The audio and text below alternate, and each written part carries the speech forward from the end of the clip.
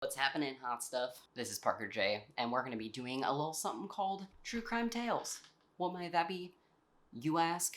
Because we're talking about true crime. We're talking about serial killers. We're talking about killers. We're talking about people. You know, all that fun stuff. I'd like to actually kind of make this a regular thing. I did a little something called Murder Monday on Twitch. I will put down my info down below, but we just pretty much talk about serial killers, true crime, all that kind of stuff. What I do is I do all of my own research. I get a bunch of information from the internet, mostly the internet, magazine articles, books. So today I wanted to talk about a little someone called Donald Harvey, aka the Angel of Death.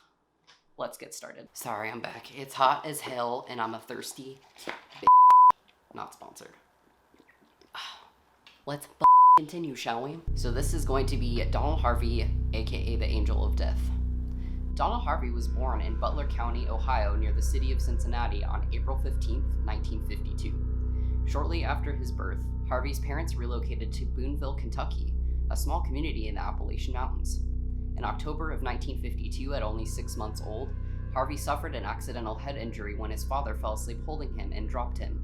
He didn't seem to be seriously injured, but the soft spot on his head had yet to close. At 5 years old, Harvey suffered a further head injury when he fell off a truck. He didn't lose consciousness, but had a cut approximately 10 to 12 centimeters or 4 3/4 inches long on the back of his head. Between the ages of 5 and 20, Harvey suffered sexual abuse by the hands of his Uncle Wayne, aka his mother's half-brother, who would abuse him whenever he visited his grandmother's house, and an older neighbor by the name of Dan Thomas, who would give Harvey money after the fact. Despite these horrific factors, Harvey had yet to display any violent or disruptive behavior. In fact, it was the opposite that rang true. Goldie, Harvey's mother, recalled that her son was brought up in a loving family environment. Martha Turner, the principal of Harvey's elementary school, confirmed this, stating that he was a very special child to her and was always clean and well dressed, a happy child and very sociable, even well liked by the other children, apparently with never any indication of any abnormality. Former classmates, however, described Harvey as a loner who rarely participated in extracurricular activities. He entered high school in 1968 and was getting through with flying colors, mostly scoring with A's and B's, but eventually became bored with the daily routine and dropped out. Without any goals for the future, he eventually relocated to Cincinnati, Ohio, where he found a job at a local factory. In 1970,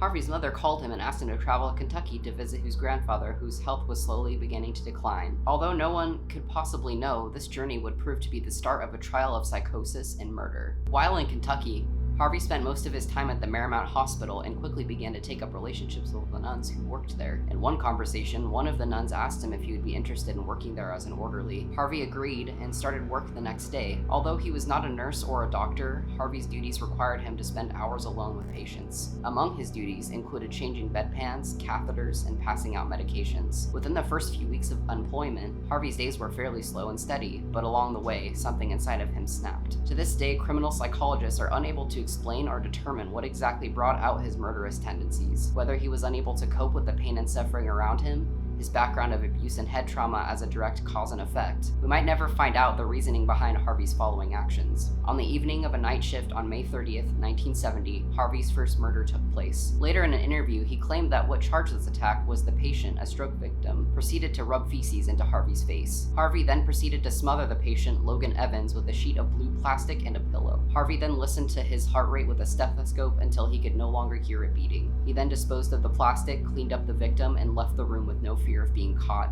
and continued on to notify the nurse on duty that the patient was now deceased. Just 3 weeks after his first murder, Harvey killed again when he disconnected an oxygen tank on the elderly Elizabeth Wyatt. He later stated that this was his first mercy kill, as Harvey claimed that he became aware that she was praying to die. 4 hours later, the nurse on duty found her dead. As weeks went by and with no one none the wiser, Harvey began to become much more brazen. His methods would vary with each murder, using various items such as plastic bags, morphine, and other items, and would kill more than a dozen patients in a single year, including James Tyree, Eugene McQueen, Harvey Williams, Ben Gilbert, Maud Nichols, William Bowling, Viola Reed, and Margaret Harrison. His first premeditated murder, Ben Gilbert, was particularly horrific. Harvey wanted to retaliate against Gilbert after he had smashed a urinal over Harvey's head, claiming he thought that Harvey was a burglar. Harvey retaliated by catheterizing Gilbert by using a larger sized catheter, proceeding to straighten out a coat hanger, shoving the wire through the catheter upwards of 2 feet, puncturing his bladder and bowel. Gilbert went into an instant shock, broke into a cold sweat, and fell into a coma. As a result of the puncture, infection set in and the man died a few days later. On March 31st, 1971, Harvey was arrested for burglary while drunk and disorderly. While being questioned, he began to incoherently talk about the murders he had committed. The arresting officers questioned him extensively but were unable to find substantial evidence that Harvey had committed the crimes. He soon after decided for a change of pace and would go on to join the Air Force, serving less than a year before receiving a general discharge in March 1972. After his release, Harvey suffered from bouts of depression, and by 1972 he was unable to control his murderous urges and committed himself to the Veterans Administration Medical Center in Lexington, Kentucky. He received 21 electroshock therapy treatments during his residency, and on October 17, 1972, he was released from care. Harvey's mother later stated that she condemned the hospital for releasing her son so abruptly, feeling that he has shown no signs of improvement from the time of his release. In September of 1975, Harvey moved back to Cincinnati, where within weeks he would get a job working the night shift at the VA Medical Hospital as a nursing assistant, housekeeping aide, cardiac catheterizations technician, and autopsy assistant. Over the next 10 years, Harvey murdered at least 15 patients while working at the hospital. He kept a diary of his crimes and took notes on each victim, expressing the details of the killings, including varieties of methods such as pressing a plastic bag and wet towel over the mouth and nose, sprinkling rat poison into a patient's dessert, adding arsenic and cyanide to the orange juice, injecting cyanide into an IV tube, as well as into the patient's buttocks. All during this time, Harvey was refining his techniques by studying medical journals for underlying hints on how to further conceal his crimes. Over the years, he would acquire 30 pounds of cyanide, which he had slowly tucked away from the hospital over time. In the early 1980s, Harvey would stray from solely killing his parents. He moved in with his lover at the time, Carl, and soon began to poison him out of fear that he was cheating on Harvey. His confidence was beginning to peak, and with it, more reckless behavior. He later dosed a neighbor of his, lacing her beverage with hepatitis serum, nearly killing her before the infection was diagnosed and treated. A different neighbor wasn't as lucky, and died after Harvey put arsenic into one of her pies. While leaving work on July 18, 1985, security guards noticed that Harvey was acting suspiciously and did a random search on his gym bag, finding a .38 caliber pistol, hypodermic needles, surgical scissors and gloves, a cocaine spoon, various medical texts, 2 occult books, and a biography of a serial killer. Harvey was fined a mere $50 and was asked to resign from his position. 7 months later, in February 1986,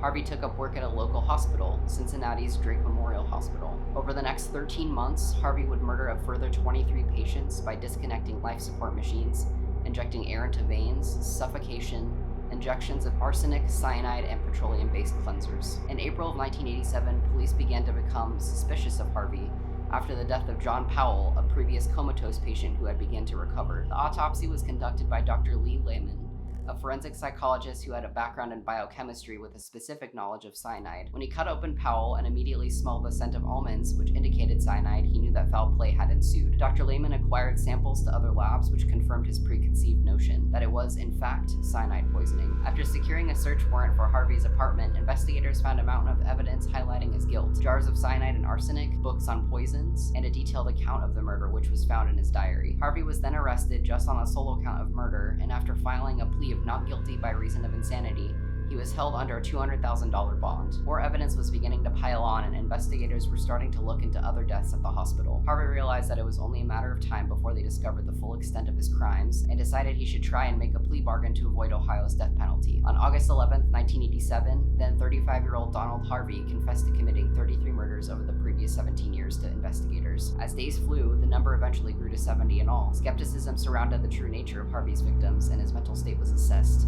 to ensure competency for his claims. After multiple psychiatric tests, a spokesman for the Cincinnati prosecutor's office explained, quote, "This man is sane, competent, but is a compulsive killer. He builds up tension in his body, so he kills people." On August 18, 1987, Harvey pled guilty to 24 counts of aggravated murder, 4 counts of attempted murder, and 1 count of felonious assault. 4 days later, he earned a total of 4 consecutive 20 years to life sentences. He was later indicted and confessed to 12 additional murders while employed at Marymount Hospital, and was sentenced to another 8 life terms plus an additional 20 years. The official estimates of the murders would be between 37 and 57, and he was sentenced to a total of 28 life sentences. Harvey was then incarcerated in Toledo Correctional Institution, where he had been admitted on October 26, 1983. His first parole hearing not to be scheduled until April of 2013, 30 years later. In a 1991 interview with a reporter from the Columbus Dispatch, Harvey gave a rare glimpse of his mindset. Quote, "Why did you kill?" he was asked. Harvey stated, "Well, people controlled me for 18 years and then I controlled my own destiny. I controlled the other people's lives whether they live or died. I had that power to control. After I didn't get caught for the first 15, I thought it was my right. I appointed myself judge, prosecutor, and jury, so I played God." On July 23, 2001, Associated Press printed an article listing the worst serial killers in the United States. Donald Harvey was rated number 1, followed by John Wayne Gacy, Patrick Kearney,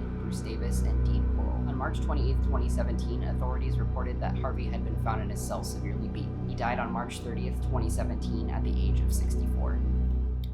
And there you have it. Hopefully you enjoyed this. Sorry that I can't pay attention to the lens while I'm reading stuff because I can't see. I need these So if you wanted to see some more of this kind of stuff, please comment, subscribe, possibly like. I don't know. It's up to you. Let me know down in the comments which serial killer fascinates you the most. What other murders would you like to hear about? Do you even like this video? I don't know. Maybe you should come back and find out. Watch another one. See how it goes. Love you guys. I will see you soon. Bye, beach!